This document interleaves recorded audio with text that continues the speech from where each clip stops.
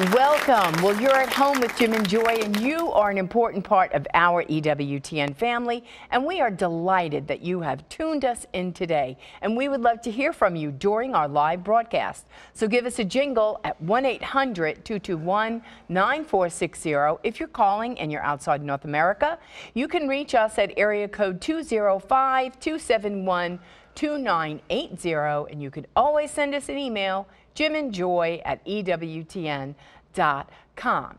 Well, today I want to say thank you for celebrating my birthday. We went away for the weekend and had great rest, restoration, relaxation, renewal, revival. You really do have like birthday week because you went up to New Jersey with the twins, and that was absolutely wonderful with your family.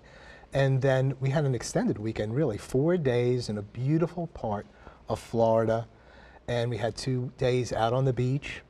It was a little cool, but it was just so nice to feel the wind down in that Gulf area. It just seemed to be blowing out of our minds, you know, so many things that just pressure you. And just to be with you, to look into your face and to love you, to know you since you're 14 years old. And now this big birthday that you've had, 60 years old, and we've been together 46 of those years, right? Yeah, it's a long time. Just to love you like that. There's nothing better. I'm glad that we met young. Yes. And have spent so many years together. So it was wonderful. We shared so much last night when we made it home from Florida. We had a beautiful dance before we went to bed. We had a dance in the kitchen. So I thank God for your life. You're so I love fun. you. Thanks. Well, I love growing old with you. And thanks for celebrating me. First today, we're going to talk with Tom Nash. Now, you may have seen Tom on the network on EWTN's Theology Roundtable.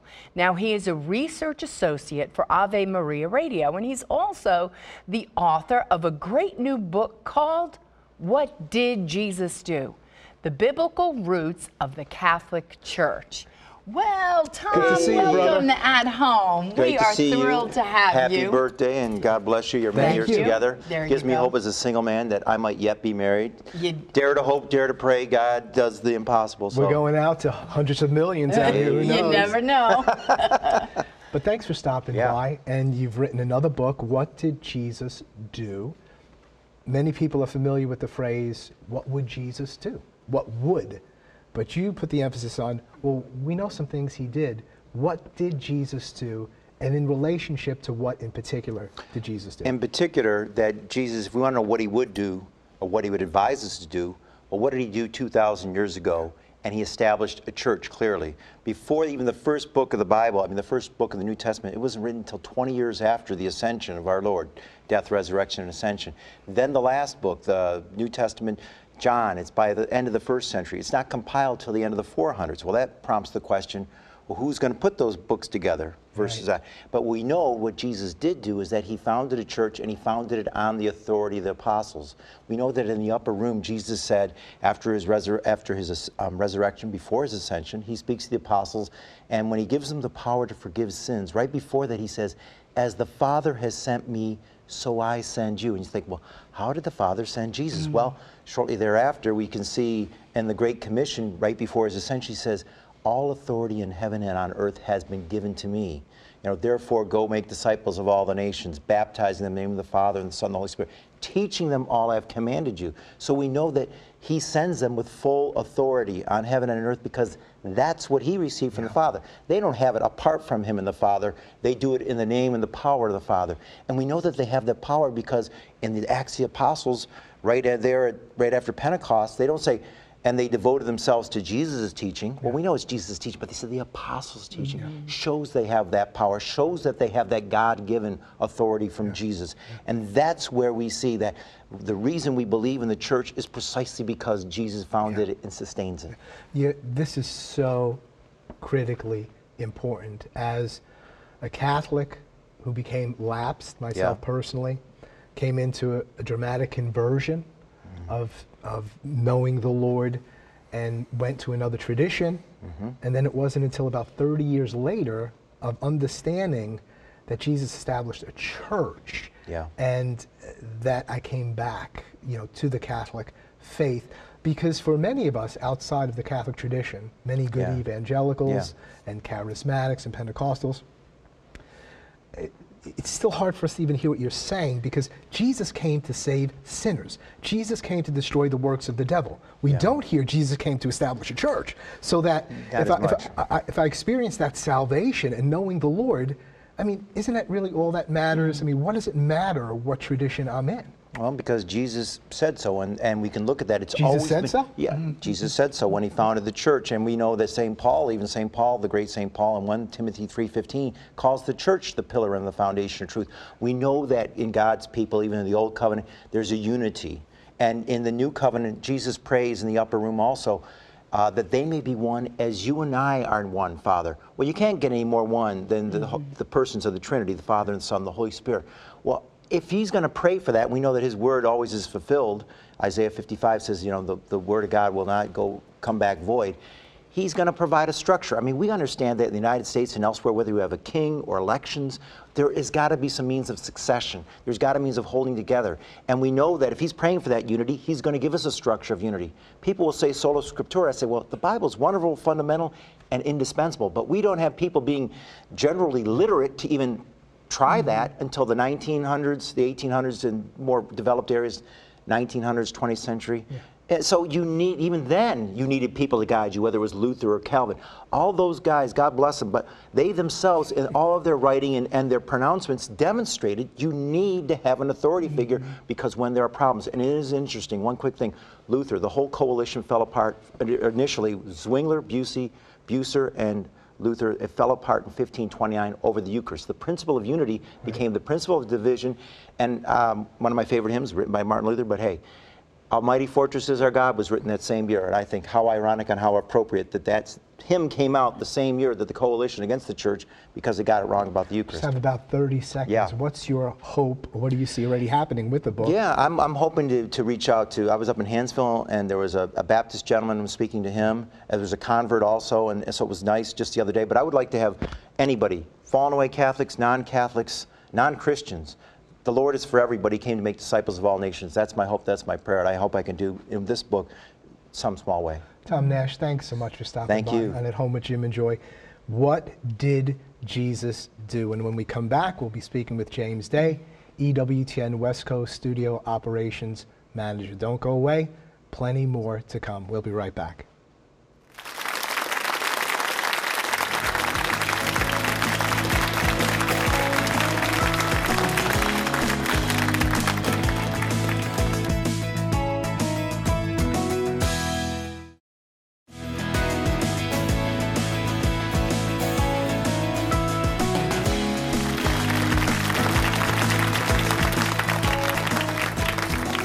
Welcome back. Well, you're an important part of our EWTN family, and we would love to hear from you today. So if you have a question for our guest today, his name is James Day. We want you to give us a jingle during the live broadcast at 1-800-221-9460. If you're calling and you're outside North America, you can reach us at area code 205-271-2980, and you can always send us an email, jimandjoy@ewtn.com, and hopefully we'll use your question or your comment right here on the air. Well, our next guest, after Tom, we had a great conversation with Tom. Our next guest is James Day. Now, James manages the daily operations of EWTN's West Coast studio on the campus of Christ Cathedral in Orange County, California. And he is also an author, a producer, and a director. And his short film, The Passion of Veronica, was a finalist at the Vatican's Film Festival in 2014. James, welcome to At Home with Jim and Joy. Thank you, Jim and Joy, and happy birthday to you, Joy. Thank you. We're all growing old together. James, it's great to have you on At Home with Jim and Joy. And it looks beautiful out there in California. But just share with us a little bit about what's going on in our West Coast studio there in California, and what it means to be the operations manager, day-to-day stuff, shows that are being produced. Just unpack it for us, if you would. Absolutely. Happy to be here. We're here on the West Coast. We're here at Christ Cathedral campus. And as you might know, it's the heart of Catholic Orange County. It's the basis for the Diocese of Orange. And part of my day-to-day operations is to manage the relationship that EWTN is building with the Diocese of Orange. We're really trying to establish not only a West Coast presence, but a Latin America presence. So a lot of what we do here is Spanish programming, like Cara Cara with Alejandro Bermudez. Also special programming like Pope Francis's international trips, which we'll do here in Spanish, March for Life in January. So special events as they come along. And you might know in English, our bread and butter is our weekly Father Spitzer's Universe. Yes. He's a big star here. Yes. So it's that's every Wednesday. People love him, and we're slowly building our presence here to make California a little more Catholic. Was I hearing that Monica Marin, she's our regional manager out there in California, and she just does a tremendous job with the EWTN media missionaries. Is she out that way? Yes, absolutely. I see her a lot. She tries to make it right up here to noon mass here on the 13th floor of the Tower of Hope when she's not traveling, when she's not spreading EWTN's mission. So it's a small crew here, but you know, we're working on it. We're getting there. James, you're right out there in beautiful West Coast. Are you a member of the Diocese of Orange, California? And tell us a little bit about your family. Oh, sure. I am a member of the Diocese of Orange. I was married in the Diocese of Orange to my wife, Christina, 3 years now, over there at St. John Vianney in Newport Beach. And we celebrate, there's a few parishes nearby where we live. I like the John Paul II Polish Center because they actually offer a 7 a.m. extraordinary form Mass. So it's a very vibrant community. There's about 1.3 million Catholics or so. So, you know, people talk about California as being totally, you know, off the track in terms of where its roots are. But if you look at how Catholic the state is, you see how Catholic it is in terms of the cities that are named and the vibrant dioceses that we have, and the Archdiocese of Los Angeles, we have a great relationship with them. So my wife and I have been married for 3 years. She's a school teacher. She's a 7th grade English and history teacher. And I'm learning a lot about that. She's in her 2nd year. So you can imagine I'm trying to build up my cooking skills there in the kitchen, so she has something to come home to. There you go. But we're working. We're trying our best. Tell us about the Christ Cathedral. It's interesting because years back, Joy and I made our way to the Crystal Cathedral, and so this is what we're speaking about. This was once the Crystal Cathedral. Reverend Schuler and Joy and I developed a friendship with one of the Schuler children. Yeah. Great people of faith, and came to our church when I was ministering in the Episcopal Church. How are things going with the renovation of that facility?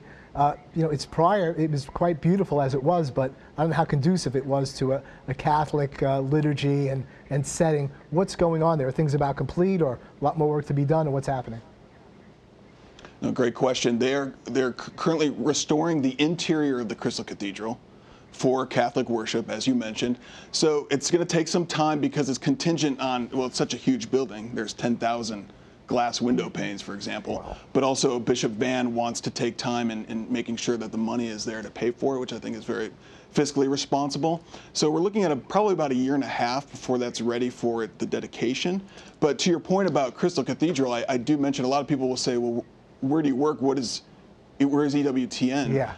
So I'll start by saying, are you familiar with the former Crystal Cathedral? And everyone around here knows the iconic building. Yeah. So that's a great way to start a conversation. So they know that, and then, well, you know, now it's Christ Cathedral. Oh yeah, I read about the Catholic diocese, you know, took that over. Big news when that happened 5 years ago. So it's actually a great way to start an evangelization conversation. Right. What has been the response of the broader community around the cathedral? I'm speaking about the Catholics themselves, different Christian traditions, people who have been secularized. What's the buzz about the Catholics being, you know, taking over this campus? I think it's ultimately going to be a good positive. The diocese wants to make it a kind of ecumenical, recognizing the Reverend Schuler tradition. Right. So they want to bridge that gap. But we also do tremendous outreach here on the campus. With the California being a high-cost living area, there's a lot of sort of disenfranchised who are near the area, and there's weekly outreach for people who want to come and get some meals, get some shelter in a safe place. So it's a great conversation place. As you were saying earlier,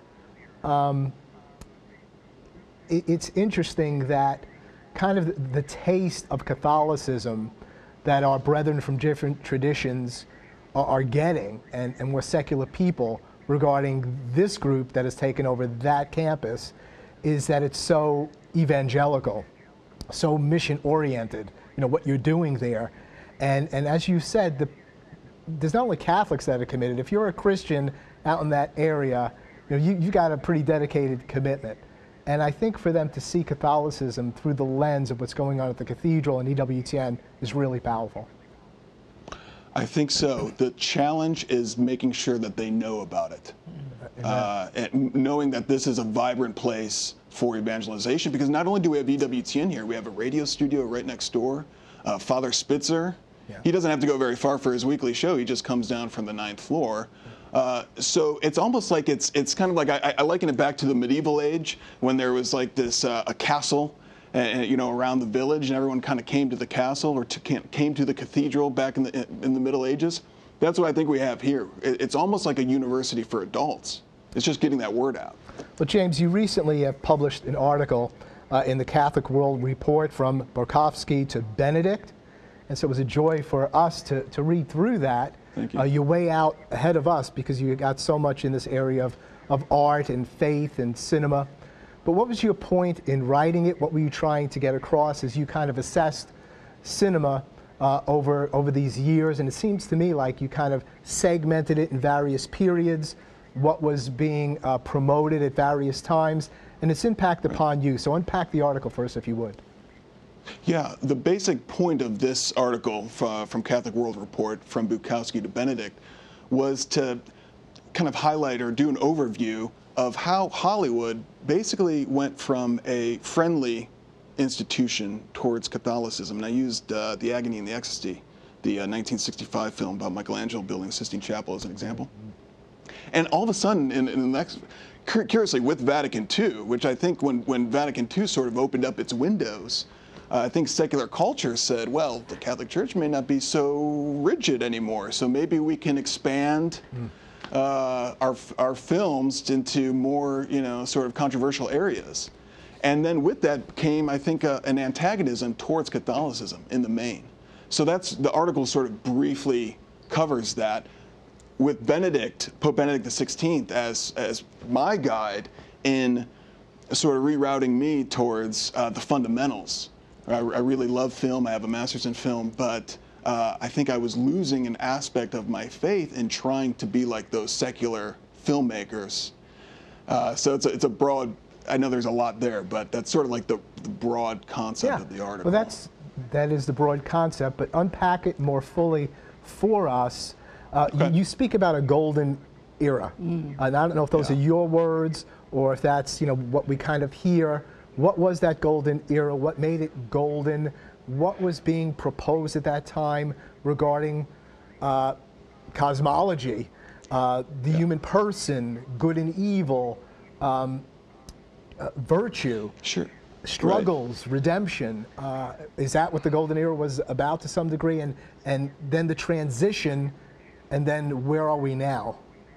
Yeah, you're absolutely right. There was a time where I think ethics, family, and faith and entertainment were all intertwined, and they were all speaking the same language. And let's use basically from the silent era through the 1960s. Not that there weren't any controversial films. I mean, there were, but in the mainstream, the blockbusters that what we call today were very friendly to Catholicism. I mean, look at the films of Cecil B. DeMille, The Ten Commandments. Ben-Hur wins 11 Oscars in 1959, right? So we have these biblical epics, these historical epics that are faithful in a way that they're tolerant towards religion, even if the filmmakers themselves weren't Christian or Catholic.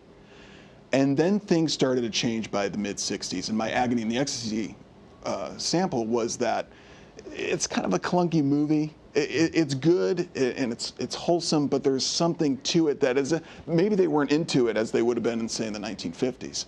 And I think they were being influenced by what was happening in the world, by people wanting to, like the rise of the hippie culture, the sexual revolution was happening, and those were impacting films, and thus they were impacting families. What were families going to see now on Saturday night? And was what they were seeing on Saturday night impacting them being in the pews on Sunday? Right. Yeah. So that's the crux of the article. Well, you shared that so beautiful in that report, and we're big fans of old movies ourselves because they match with our lives and our virtues and how we try to, like you said, you want to watch a movie on a Saturday night that's going to enrich you on a Sunday morning, not make you need to go to confession before you can even go to Mass, just in the stuff that's out there in the culture.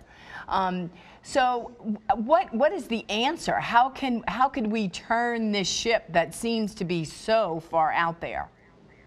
The problem is a few things. Number one is the consumer, I don't think considers themselves as necessarily religious to the extent that they would even consider. This is in the main. This is people my age and younger, lapsed. You remember, we were talking about that earlier in the previous segment. People the nuns, the NONES that Father Spitzer talks about, they have to integrate faith and art. What they're paying for in terms of entertainment and what they're being fulfilled by spiritually. Are those in sync? How can we get that? How can we get that audience back in sync again? And I think that's what we're working on. Now, people would say, well, you have a faith-based genre that's out there, the God's Not Dead movies and things like that.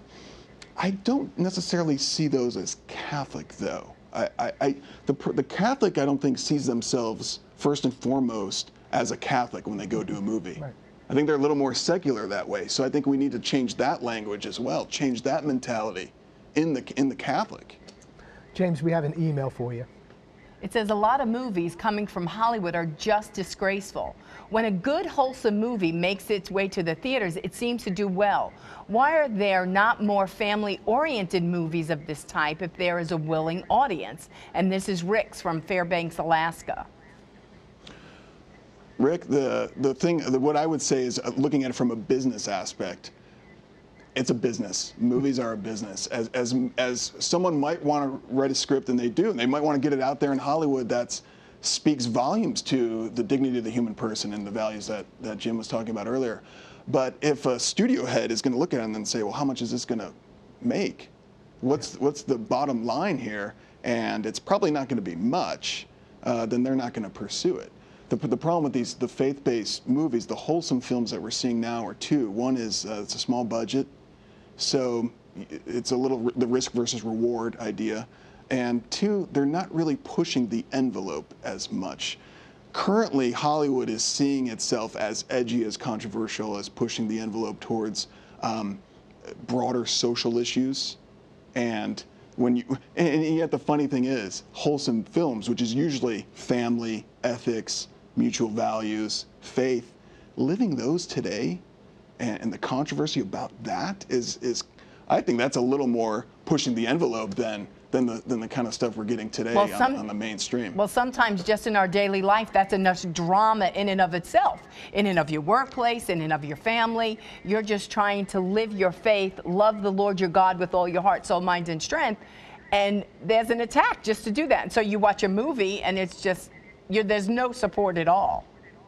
And Joy, that's exactly, I read an article with the screenwriter of God's Not Dead, who is a Catholic, and he said, if Catholics want to see more faith-based Catholic content, then they need to shell out basically the money for it. It sounds, sort of the business acumen that's the reality of it. It's are there patrons of the arts in the way that Michelangelo had a patron, in the way that the great Catholic artists had a patron? Are there patrons today who want to see that kind of stuff made? James, we're going to take a break at this point. We're speaking with James Day, EWTN West Coast Studios. He's the operation manager there. We're speaking about cinema, movies. We want to hear from you. You can call in or write us an email. Please don't go away. We want you to weigh in. There's plenty more to come. We'll be right back.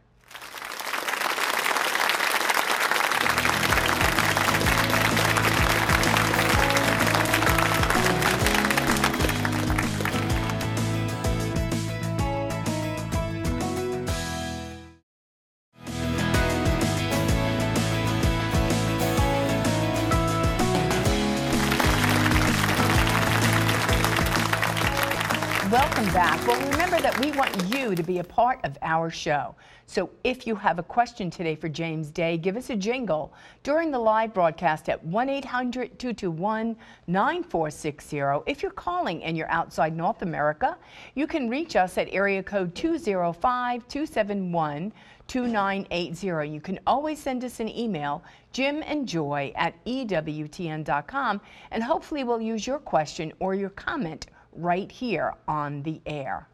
Well, James, let's share further just about cinema, about films. You've spoken a little bit about where we were in the golden era, the transition, and you know, where we are now. And for me, just looking at various films, I have such a yearning just to see any film or any story that's going to deal with the nature of the human person and human struggles and decision making and a person falling and trying to get back up and redemption. You know, the human person. And more what I see in terms of movies and TV is all special effects, people that are almost androgynous. It almost seems like a break with absolute truth and ultimate realities. And maybe this is a sign of our culture. But I think of what John Paul II said in Evangelium Vitae, that the gospel of life is already written upon the heart of every human being. And I have to believe if we have more gospel of life movies that are just dealing with the nature of the human person, the sacredness and dignity of the person, the human struggles, the thing I want to be, I can't be, the thing I do, I don't want to do. I think people resonate with that. Do you see more of this coming forth, more production centers trying to put forth things like this? I hope so. You are speaking to exactly what drew me into film in the first place as a youngster. And in fact, when I was in college, I did a short film called The Gospel of Life, not so much based on the encyclical, but inspired by it. So I think Catholics who are like myself, who are raised in John Paul Benedict generation, can look at someone like John Paul II as an inspiration for telling the truth of the human person, as you were talking about, without, and this is the danger I think that a lot of people see when they think of telling true movies like what you were just describing, is without preaching and proselytizing. I think that's the challenge. So I think you need great talent who can tell a story about redemption in a way that doesn't make it seem like they're preaching to the audience. And when you think of filmmakers like Scorsese, Francis Ford Coppola, even Alfred Hitchcock, these were all Catholics. Okay. But I don't think they saw themselves necessarily as Catholic filmmakers. And if they did, with that talent, I think we'd have a whole different slew of films out there that I think we'd be looking at. But I think there's a window. There's a window for an opportunity now with things that are happening in Hollywood. James, it seems like even in your own kind of evolution and how Benedict spoke to you, and of course, John Paul II, his lettered artists. Even if we had the best of films and artistry, still the church, the sacraments, the liturgy. I had a sense in your article that you were saying, hey, even with the best of stuff out there, we want the best. Going to Mass, the real presence of Jesus. And speak about that, how you were drawn more fully into the faith and the mystery of the sacraments, a mystery that could never be portrayed to the full in any cinema or show. Yeah, no, you're right. And I was under the impression, the mentality, when I was studying film, when I was really trying to create independent films on my own, prior to joining EWTN, it was this notion that it had to be one or the other. That you either could be this artist, filmmaker, who may or may not be Catholic, nominally. So you had to give up one to pursue the other, and usually that means surrendering the faith. Okay. On a purely technical level. If you look at, a lot of times productions are 12, 18-hour days through weekends. I don't know when you're gonna have time to get to Mass. Yeah. So there's something to be said about Mel Gibson having Mass on the set during Passion of Christ, which is a whole other story. But it's the blend. You need to blend the two, and it's very challenging. We're in a secular culture. How do you do that and still maintain your faith? and still not preach to the audience. I'm still trying to work that out. There's a reason why maybe Stanley Kubrick only made a handful of movies in his lifetime. Maybe at this point, maybe it's not quantity, it's quality at this point. But you know, James, when I think about going to the movies, I'm looking to be entertained. I'm looking for everything that is true and beautiful, and art to be a great expression. Writing, when you see great writing in lines, it's like, that is so perfect, that is so great. And then the way an actor delivers that line, and it's so believable, and it's so beautiful, and they're conveying truth, and you don't feel like you're being preached at. You're being entertained, but yet drawn to the greater good. Isn't that what that's about? Yes, and that is what we should be giving our Oscars and Academy Awards to, and our self-congratulating Hollywood awards to every year. But you know, we're not. It's so much a marketing game. But those are so few and far between. The great thing about the Catholic mind is that it has such a long history, and with so many stories to tell, not including our day-to-day struggles that we as Catholics living on the planet today have to deal with. So we're not at a loss of stories out there that need to be told. It's galvanizing a community, and it's really changing culture to tell those kind of stories that Joy was just talking about. They're there, and part of what bothers me is that when you see great moments, great uplifting moments in film, they usually end in a secular tone. Unfortunately, it's the triumph of the human person. It's as if that is God, you know, instead of the triumph of the human person in relation to the triune God. Well, that's James, what we need to get to. Yeah. James, let's shift a little bit here. You're an author of a book-length study on Pope Benedict called Father Benedict. It's available here at Religious Catalog, published by Sophia Press last year. You even have a chapter on the Pope's Emeritus call for a renewal in the Catholic way of beauty through the arts. Tell us more specifically about Pope Benedict and how he impacted you, this whole area of beauty and art. Oh boy. He truly surprised me, because I don't think we ever saw this German theologian as someone talking about art and faith. But it's there. So I would recommend, first of all, you read that chapter to learn, you know, kind of unpack Benedict's contribution to beauty. But he's really picking up where John Paul II left off with John Paul II's letter to artists. Yeah. Benedict XVI had a meeting in November 2009 with artists in the Sistine Chapel. He's evoking Michelangelo's works around him, and he loved music. You know, he played the piano. We know that. So throughout, he peppers his speeches with artistic references. The Catholic artistic, mind is very vibrant in Benedict. So that was kind of a dessert for me when I found Benedict. I didn't quite go right to the artistic speeches that he was talking about. It was really, here he was, the Pope, hiding in plain sight, the Bishop of Rome, calling people to conversion, and that truly spoke to me. This was in 2011 specifically, and everything changed. You know, that's when the blending of art and faith for me came together, and I really wanted to be a better Catholic first and foremost. Yeah. And it's really shaped my life. It's helped me, you know, to make a commitment to my wife, who was far ready for that before I was, and to get to Mass on a daily basis, you know, at least every Sunday, confession frequently, just a Catholic life that really Benedict forged. James, I don't know if it's Benedict or John Paul. I think it's John Paul in his letter to artists, speaks about the church needs the arts. Right. Does the world need the church? You know, does it need the arts from the church or something like that? Speak to that. Yeah. It's John Paul II. It's church needs the art. Okay. Church needs the arts. Does art need the church? Okay. That is the fundamental question of anyone who's raised in Catholic schools, who may even go to a Catholic film school, like I did. I went to Loyola Marymount, which is a Jesuit school, and yet they go out into the world and they're immediately secular. So if we're really to believe in our faith as the fundamental guide point of our lives, then we should be championing the church first to anything else. What do we get up for in the mornings? You know, what do we go? You know, it's the Pedro Rupe Fall in Love poem. You know, what is driving our train as people? If it's Catholicism, then that's going to affect everything. It's not so much how much money am I making. It's what am I doing that's building up God and His church, AMDG. And if you're an artist, then you should be telling the story without even having any kind of conflict. But unfortunately, we do. We need to change that. Yeah. I love John Paul's sharing with artists.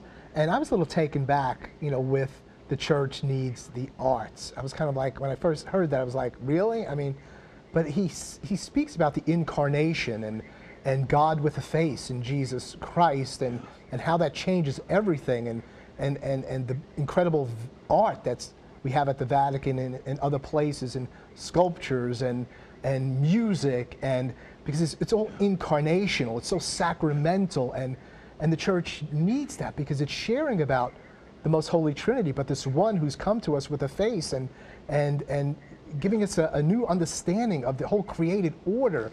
And I just think it was really tremendous and really solicits every kind of art and artist to come to the church and bring your gift that we might be able to see and smell and taste, this incarnate one. So I get that. And then I guess he's saying, for those out in the world, understand the special breath of the Spirit that can be brought in telling beautiful stories and about the sacredness and dignity of the human person. Is that your understanding some more about that? Oh, you are absolutely right. I mean, you are dead on. It's just a matter of people coming to that realization that you just made in their own interior life. And they need to just be open to that invitation, to see things incarnationally, to see things as the incarnation. There was a reason why we went from BC to AD with the incarnation. Yeah. And that's how I think we need to see our life. And for artists, look at the Shroud of Turin as this a Caripotia image, this image not made by human hands. And yet there's something of an artist there behind the scenes working, the creator's handwriting. There's this great painting I saw over here last year at the Bowers Museum in Santa Ana for the Our Lady of Guadalupe presentation.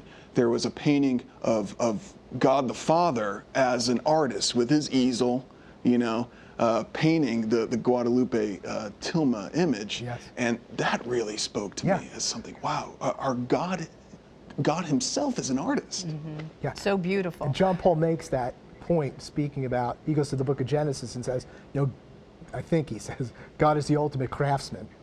And so you have to understand that your craftsmanship, what you do, is a derivative of that ultimate one. If you can get that and let the Spirit of God blow on that, you'll be a great artist. Joel, you have an email. Okay, we have an email for you, James. It says, religious art has always played such an important part in our faith. Many newer churches are devoid of art and rather sterile looking. Do you think this trend is finally reversing, and how do you feel it will impact our faith? And this is Elizabeth from Rolling Hills, Kentucky. Well, Elizabeth, you've already noticed the difference, so that's the first step. It's just a matter of conversion deep down, from parishioners to architects to people who want to tell the story of our faith and share it with others. Unfortunately, I'm speaking of my generation, churches that are kind of void of the artistic beauty of our faith, I think impact the person once they leave the church. We've had this sort of wrestling with trying to appeal to the outside post-Vatican II. So our music has changed. Some of the liturgical styles have been, a little more audible. Unfortunately, just people making things up as they go along. We've seen such liturgical abuses here and there. It's not, and they're doing it at a place to help the person get closer to Christ. But I don't think we're necessarily doing that. We have to look at our long history and recall. I mean, consider as I look out here at the new Christ Cathedral, and the workers here who are working every day, reminds me of those anonymous medieval, Middle Ages cathedral construction workers. We don't know who they were, but they were creating incredible cathedrals that still stand today. That's what we need to get to. Well, don't worry about other people. Don't worry about the outside. We have an amazing faith inside. James, I was a Protestant and went to Rome for the first time and walked into St. Peter's and just walked in and I began to weep. I was overtaken with the beauty and just the awesome splendor of that place. And then I looked to the right, and there was the Pietà. I mean, I've never seen anything like that. And it converted me. I was on that road, and I was like, I want all of this. If this is the beauty and the truth, I want it all that's in the Catholic Church. James, before you, I'm going to hold you on answering that because we're running out of time. You're trying to contribute to this way of beauty, the arts, and faith. You made a couple of short films. One of them, I heard, aired at the Vatican. Is that correct? Tell us a little bit about your work. It did. It's a short film called The Passion of Veronica. It played in 2014. A few international festivals. The Vatican was among them. It gets into religious liberty and you know, a woman standing up for her faith amid sort of the dictatorship of relativism. So it's actually only 7 minutes. You can find it on YouTube there. It's The Passion of Veronica. But I'm hoping to do a little more of those. But what we're doing here at EWTN is along those lines, and I'm just so happy to be part of this network. You mentioned the dictatorship of relativism. That's Pope Benedict Emeritus. What do you feel his legacy is? He's still with us, thank God, but what impact has he had since his retirement, his teachings? It's a great question, because a lot of people don't even know that he's actually, outside the church, they don't even know that we have 2 living popes, one retired, of course. But his legacy is that he still maintains his faith, even though he's not on every day. Yeah. You know, this idea that he's performing as Pope, he believes in what he says. So he witnesses to the truth. That I like. Number 2, he is invitational. He's not authoritarian. He's not the professor looking down on you. He really wants you to have a personal relationship with Christ, and he left us a legacy of speeches, audio, you know, everything is there for us to find something to stick with and then run with it. James, thank you so much for being with us today. Thank you for all you're doing with EWTN there on the West Coast, there at the Cathedral. And I really hope you'll come back to At Home with Jim and Joy periodically and bring this whole area to us of cinema, what some of the latest things are in terms of films that are really noteworthy and something that we can actually go to and enjoy regarding the human person and beauty. So thank you so much. God bless you and all of your efforts there. Thanks for being with us. Thank you. Thank you. We're going to take a break at this point. There's plenty more to come. You're at Home with Jim and Joy. Please don't go away.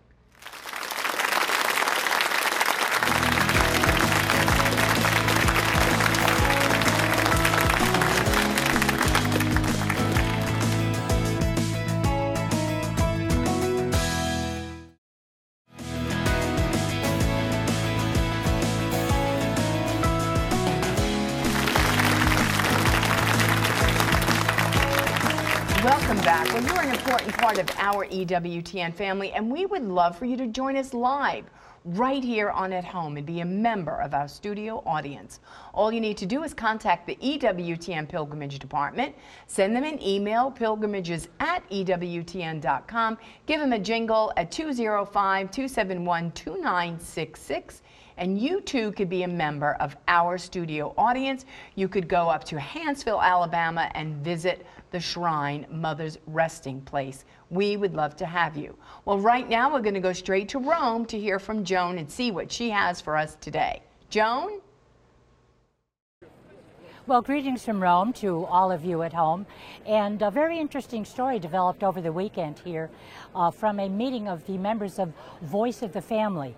Now, they had a day-long meeting on Saturday to mark the 50th anniversary of Blessed Paul VI's encyclical on birth control, Humanae Vitae. Now, Voice of the Family is a coalition of 25 pro-life and pro-family groups. And this is a laity-led organization. This began before the 2014-15 Synods on the Family. They hoped to be able to offer resources and expertise to those participating in the Synod. Now, the meeting in Rome was opened by Cardinal Walter Brandmüller. He is one of the 2 remaining signatories, if you will, the 4 cardinals, who signed a letter to Pope Francis asking him to clarify some aspects about the family of his Amoris Laetitia. Now, the news Saturday was that Catholic academics have joined together to form a new Academy for Life. And this is in the wake of the changes that Pope Francis has made to the original Pontifical Academy for Life. Changes that perplexed and bothered quite a few people. These changes, for example, last December he dissolved the entire membership of the Academy, and then months later, of course, he reappointed some of the members, and he also named new members. Part of the problem here was that some of these members have spoken out or written against some of the Catholic Church's teaching on life, for example, on abortion. And by the way, the Academy now has a new mandate also to focus on the environment. Called the John Paul II Academy for Human Life and the Family, the new Academy, say the members, and some of them, by the way, were members of the original Pontifical Academy for Life. They say the new Academy will serve the same goals as the original Pontifical Academy founded by Pope John Paul in 1994. And those are, of course, the interdisciplinary study and defense of human life in all its stages, and the study of marriage and the human family. It intends to offer the Church studies and explanations of the most important anthropological and ethical truths about human life, human death, and the family, all relating to John Paul's original intentions. So, fascinating story. We'll stay on top of it, but right now, back to you. Joan, thank you so much for that report and keeping us on top of all that's happening these days within the Vatican, outside of the Vatican. So much going on with Humanae Vitae, its 50th anniversary coming up next year. So thank you, keeping us on the cutting edge. Father, it's always good to be with you. Yeah. Good to see your blessed face. You know, Blessed John Henry Newman gave me a new insight into what you were just talking about, the importance of film and the arts, the beauty of the liturgy. And in his Grammar of Assent, he talks about two ways that we come to the assent of faith, of belief in God. One is that rational assent, so we begin to put things together. People read themselves into the church and so on. But the other are the things that move us, like human stories, like the beauty of the arts, like you're going into St. Peter's. And I was thinking of Benjamin Weicker. He talked about he and his wife were reading Flannery O'Connor. Well, she wasn't writing specifically, you know, Catholic literature, but it was in her fiction. And that beauty, like you were talking about, of the human person, the drama of the human person, was something that led them to the embracing the Catholic faith. Yeah. Well, I say amen to that. And I can remember as I was journeying back to the Catholic Church after being lapsed, and at one point, one of my children asked me, Dad, why are you coming back to the church, or why did you come back? I don't know at what point it was. And I said, truth. Because I've learned that the Catholic Church has this deposit of truth, and I love truth. You know, just regarding the natural law and regarding divine revelation and the truth of the human person has truth. I said, but then this became beautiful to me, and that I was done. So I think that's what you're saying in part. Truth, reasonableness, but beauty. When you combine those two things together, it's over for you. I mean, you're done. Like Joy said, she walked into St. Peter's in Rome, and she seemed farther away from the church than I did. I was further along the journey. But Joy said when she walked into St. Peter, she said, this is the most beautiful thing I've ever seen. I mean, I could still see her. As soon as we walked in, she was only in there for a moment. And I was like, and I just looked at me. And that helped a lot in terms of bringing her along. I had more of the study and the theology. She always loved God and loved Christ. But to have that beauty, speaks to us of the Lord. And these geniuses of art, like Michelangelo, like Bach, like Mozart, the epitome of their work is that which glorified God. That's when they reach their highest pinnacle, because there's something divine about what they did, something inspired about what they did. So if you want to progress in your art or your talent, use it for God, for the glory of God, and it's going to reach a whole higher level. Well, it's so true. Like, even when you see a good film and a good movie, or, you know, like Saturday night, we watched what EWTN had, the cinema series, and it's been beautiful. And EWTN is bringing their own movies. And we watched Carol, and it was so beautiful, the story of, you know, Pope John Paul, of his life, of his journey, of everything that he was living for and dying for, and how he lived and how he died. At the end, it makes you want to be a better human being. When you capture art and beauty and writing, it makes you want to be a better human being, because the Creator uses all of us creatures ultimately to draw us all back to Him. that it should call us higher, right, than where we are. It's not just to display the ugliness of the culture, which a lot of modern films and so do, is just kind of express the ugliness of the culture, but it should be something that calls us to be higher, to be better than we are. That's what good films do. And it's a different genre of communication versus teaching and preaching. And so you're lifted higher, and many times I didn't even ask to be lifted higher. Right, so this beautiful image or artwork or whatever it might be, all of a sudden I'm elevated. I didn't ask to be elevated. It's the same thing with ugly art and ugly things. I didn't ask to move down like that, but it just happens because it bypasses the rational and gets in. So we need beautiful things to lift us up. So Father, lift us up in prayer and with a blessing. Father, we thank you for the talents of artists that have affected us all and have benefited the spread of the gospel throughout the 2,000-year history of the church. We ask you to raise up new artists, men and women, who are inspired by your light, your truth, your beauty, and your goodness to help bring others to you through your Son, Jesus. And may Almighty God bless you all, the Father and the Son and the Holy Spirit. Amen. Thank you, Father. Well, thank you so much for being with us today here on EWTN at Home with Jim and Joy.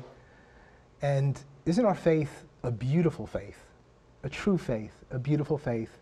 Whatever is good, whatever is right, honorable, true, holy, and lovely, let your mind and your heart dwell upon these things.